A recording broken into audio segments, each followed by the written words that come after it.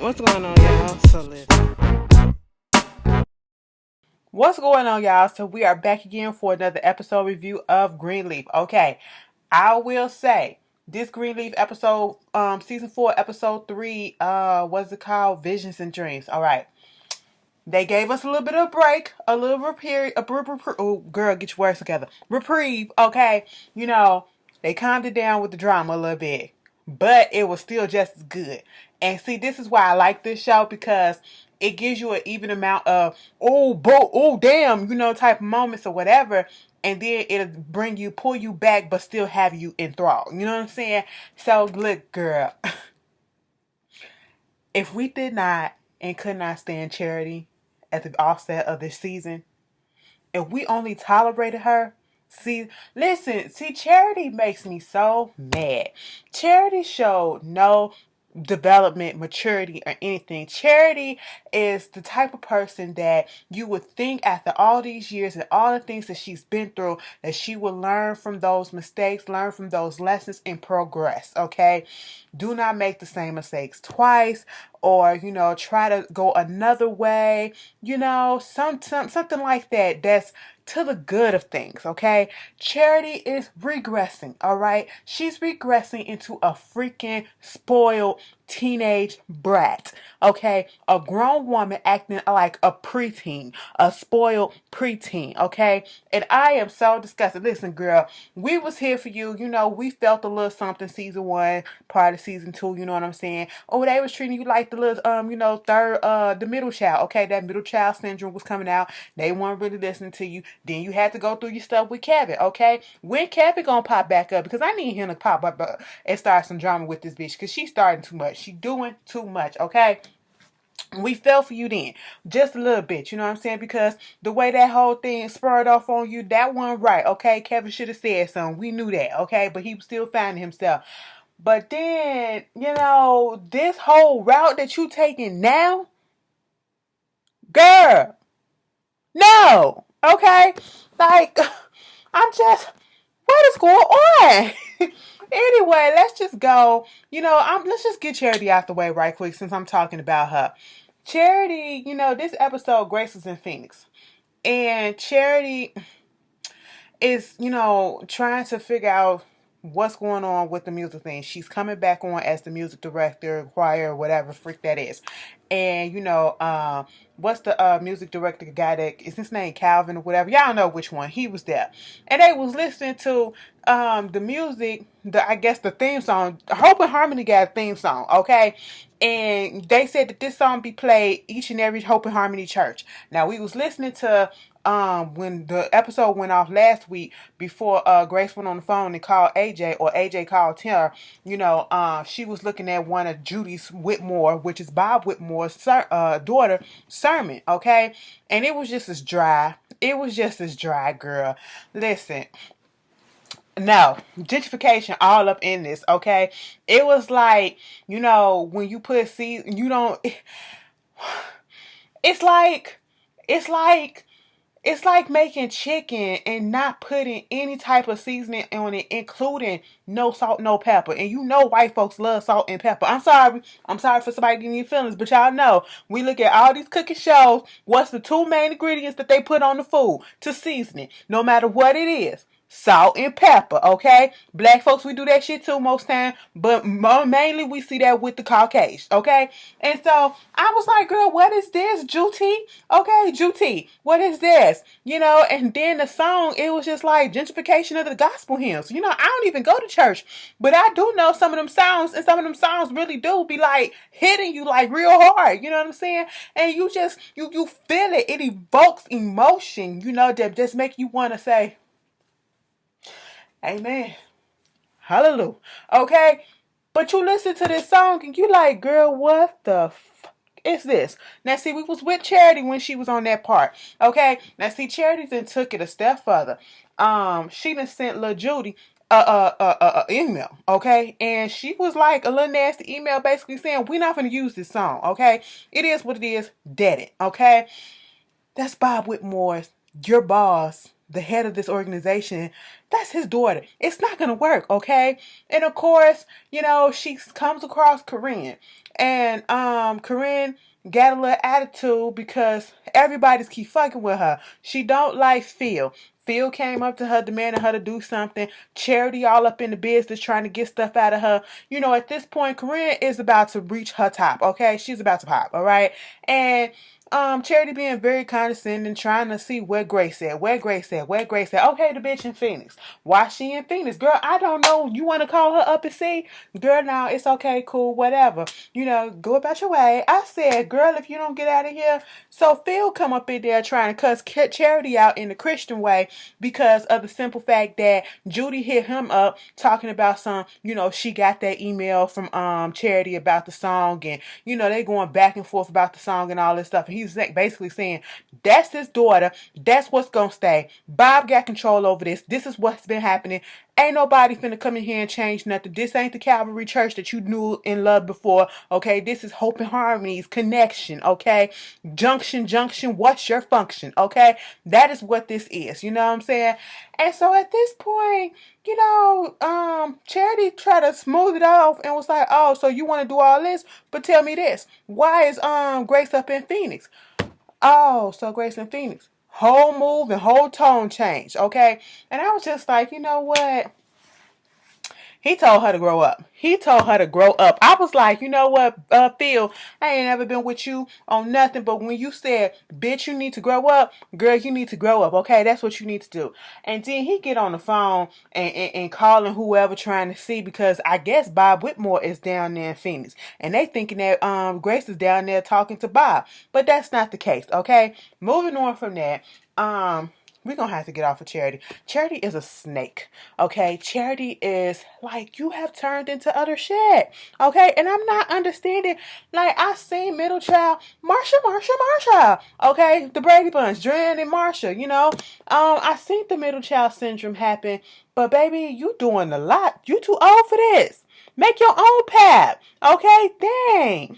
Moving on from that. Dude, listen. You want to know who else let's just get all the people that's getting on my nerves. Carissa, I don't know who did the casting, and I don't know if this is intentional, but baby, I see why Jacob cheated on you. Listen, bitch, I sound like Pam. Okay, I sound like Pam from Love and Hip Hop. I shouldn't say this. Women make the man cheat. Now, let me stop. I said, girl, what? Women make the man cheat. You don't cook him no dinner? I said, girl, Pam, take your earrings out your face, okay? Please stop that. But anyway, Carissa, girl, I don't feel no energy. I don't feel that chemistry. I don't feel that, oh, baby, every time I look at you, I just want to take your clothes out type of thing from you. Oh, baby, every time I look at you, I get heart eyes. My heart melt, palpitations, because, baby, you just do that to me because that's the love that I'm feeling for you. I don't feel none of that, and I've never felt that from these two. So I'm like, why are you two still together? I'm confused about that. Okay, because you come off so domineering, and like his mom or whatever. You're more harsh than his mama is. Okay, he has a mother already. She went on ahead and wrote a letter to some Nadine chick or whatever about this land to get some prospects to, see if it would have a little bite or whatever, and of course a potential buyer comes through, and, Jacob did tell her, give me a week, let me sleep on it, let me see what God say. The week passed. She literally waited exactly a week later, okay, to be like, listen, we got a little hit on the land. Somebody want to buy it. It's this LLC. And guess what? They want to buy it for more than we got it for. I'm sitting here like, Carissa, you want to buy this house. Understandable, you want your own. But technically, you got your own for free, okay? And I understand it's a control thing. I understand it's an independence thing. I understand that you don't like Lady Mae. We get all of that. But at this current moment, I would just suck that shit up because, listen, that means more money in my pockets, okay? And you and your husband, y'all don't have it like that. He is not fully secure in this position that he has as AP pastor. You know what I'm saying? He's not fully secure in that. He don't know if that can just be snatched away from him. He's not fully secure in this mentorship that he's doing with Lil Dante. Girl, we'll get on that whole situation in a minute. But you willing to give up free utilities, free rent, free mortgage, free property taxes, free headache, free not having to fix stuff. You willing to give up all that and start paying all of that out your pocket, less money in your pocket, less money to get to the church, less money to do, charitable goods or whatever y'all want to do, disguise it as, the Christian way. Okay, you want to give up all that to go and have a headache for a house right now when y'all struggling and you can't afford it at this moment. Girl, Carissa, you don't make sense. Girl, you are tripping, okay? Because Ashley will be all up in that wing by myself, okay, chilling. Lady May, I don't know, girl. I don't need to talk to you. You go to your wing. What did Beauty and the Beast say? Don't go into the East Wing? Girl, stay over there, okay? And I won't come over into your place, and it is what it is. You run your shit, I'm gonna run my stuff over here, okay? Carissa just too headstrong for me right now, because she's doing the most. I'm here for the independence and stuff like that, but the way that she's going about things, it's just too sneaky. It's too much, girl, okay? It's too much. And when that scene when Jacob and her was kissing, I said, girl, y'all stop it. Stop it. When they was in the office and when they was in the house, I said, stop it. Jacob didn't want to sell that land. He goes and talking to Daddy. Daddy was like, she don't want that land. She want to feel loved by you. She wants you to make her a priority. Okay. Daddy had to break it down. Okay. She's still feeling some type of way after this. You cheated before. Okay. And then you had this whole thing with Tasha Skanks. Baby, when are the Skanks gonna come back? Because they coming back. Latoya, I was looking at Family Hustle. Okay. Latoya had to get her body right so she can get back in her part. Okay. She's still gonna come back up. Rochelle needs to pop up and with quickness and just start throwing monkey wrenches all up in the place. Okay. And I'm gonna be here for it. All right. Because that girl always brings some mess. But, she just want to feel secure. She wants you to make her feel that way. It's not about the house. It's about you. It's about the relationship. But it's Carissa. So it could be that. Plus, she wants that house. Okay? She's a greedy bitch. All right? That's all that it is with them. Moving on from that, let's get to their little daughter. Okay? Daughter, listen. Zora, you need to calm down, okay? I know you're like 18 years old at this point, probably going on 19, and you feel like you're trying to get a little bit of independence or whatever. You better be glad that your parents let you get in that cabin after all the mess that you went through and put them through with the little Isaiah. You had terrible taste in men, okay? You have terrible taste in everything right about now, all right? It's like everywhere you go, time you try to do something outside of your parents' notions, trouble seems to follow.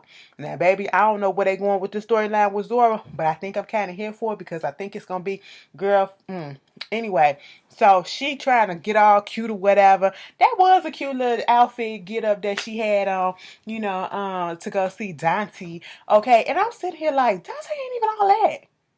When you look at him, he look like he's still stuck between puberty and trying to become an adult.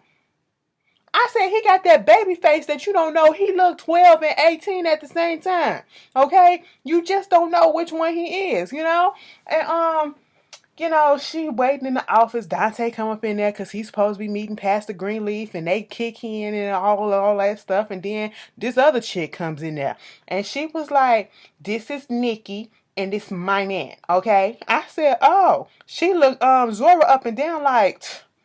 Girl, please, let's go. We finna go get some coffee. It's all that. They sit down there talking or whatever.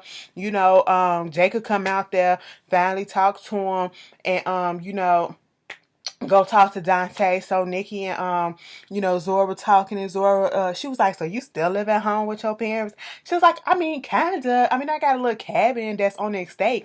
And estate, first of all, Nikki changed, okay? Nikki is a mean girl.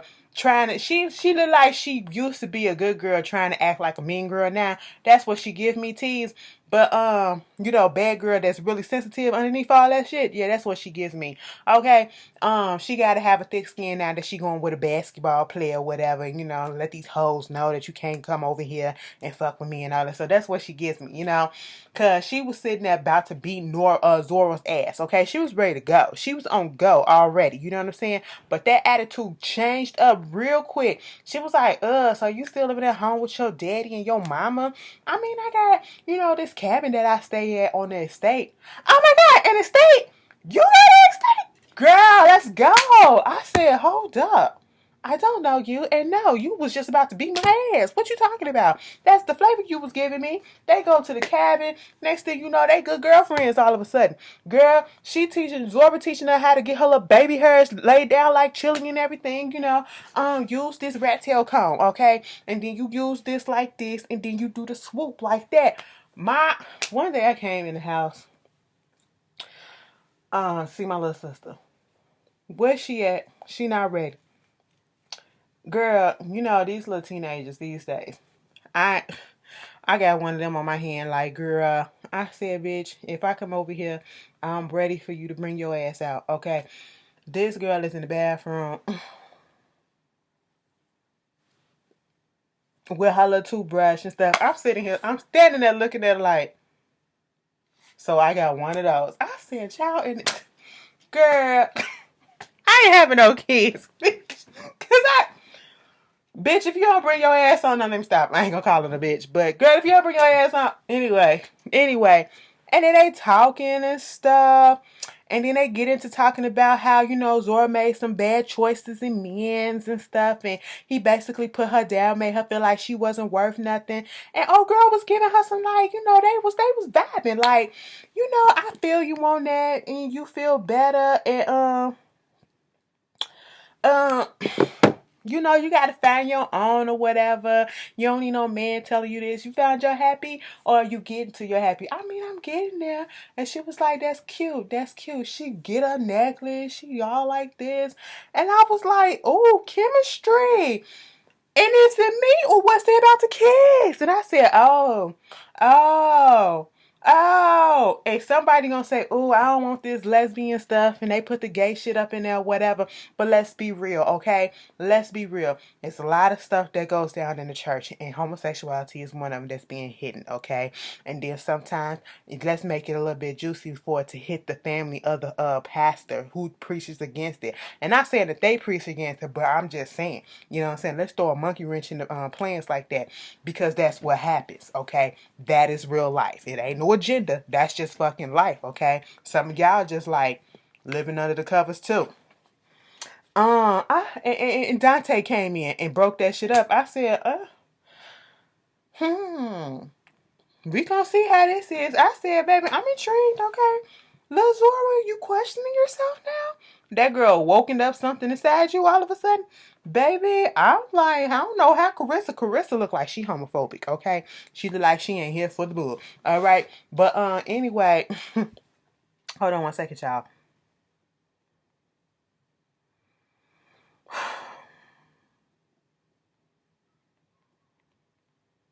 I'm sorry, y'all. My mom.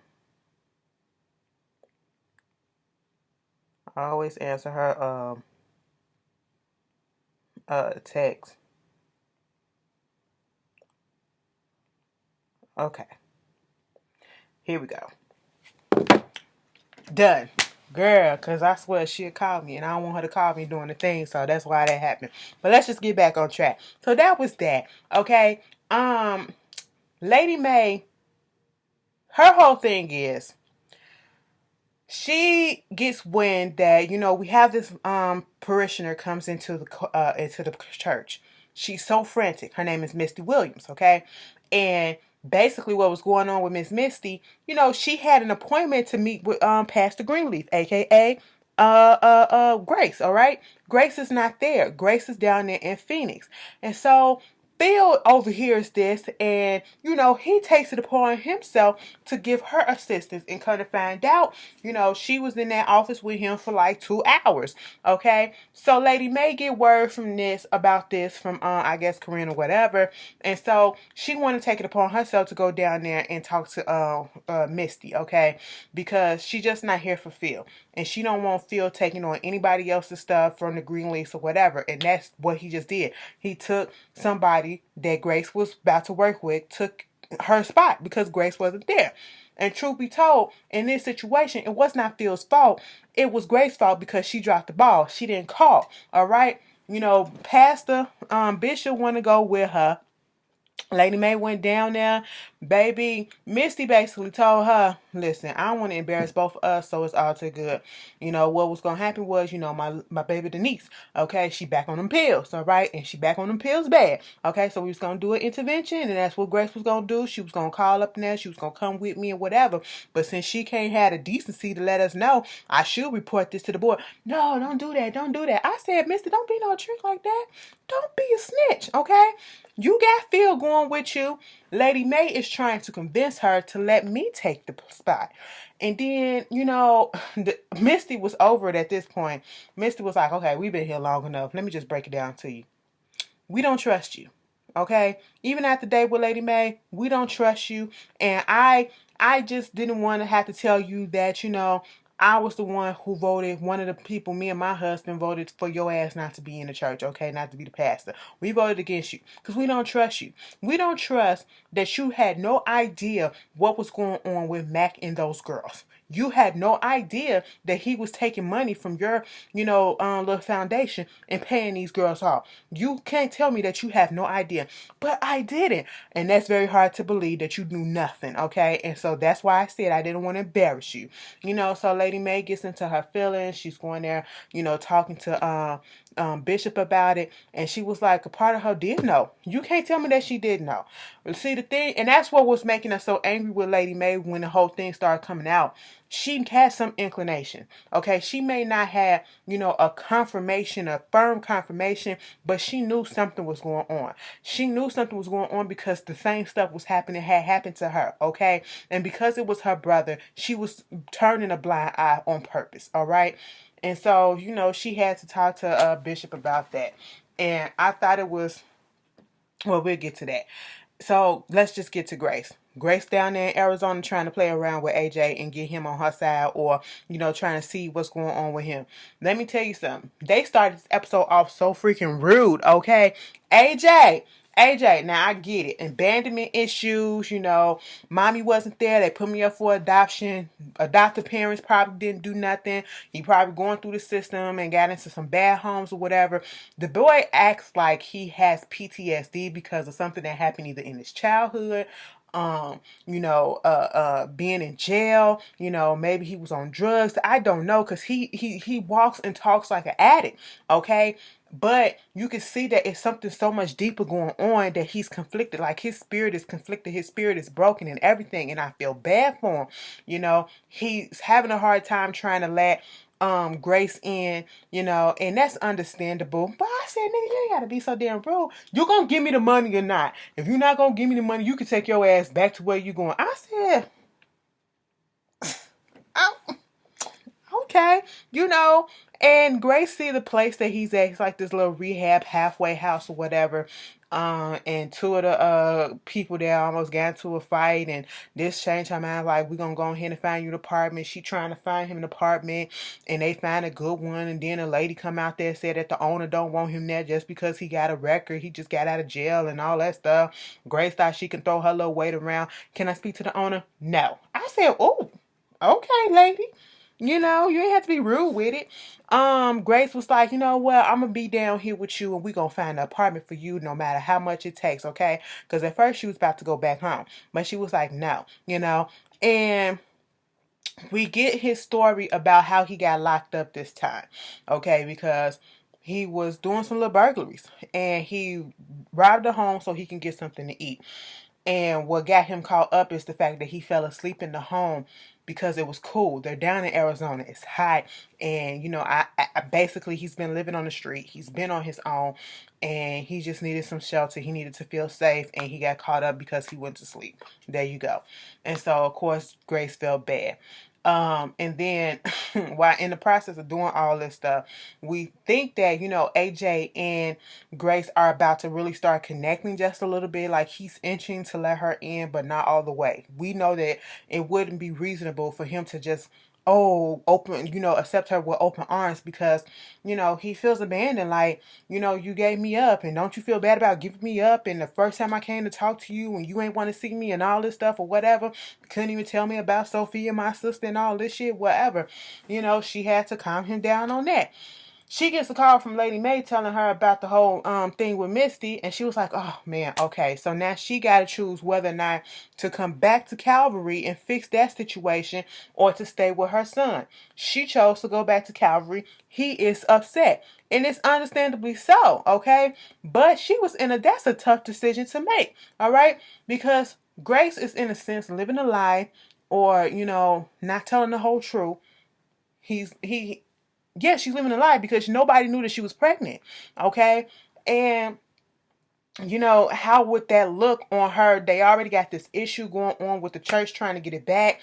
How would that look if it comes out that she has a child and she had a child at a young age, How would that look? And she gave it up and kept it secret, and she's up here preaching and all that stuff. How would that look? So that's why she's keeping it quiet for now, and she's not trying to rock the boat because they're dealing with a lot as already. This came at the worst time for them, okay? And so when she finally gets back to the house, they're sitting down as a family, looking at trying to get the projector together. I said, look at that shit, bitch. I ain't seen the projector like that since I was in school. Y'all remember when we had the oh my god, what was the one when they put the little sheets on top of the projector?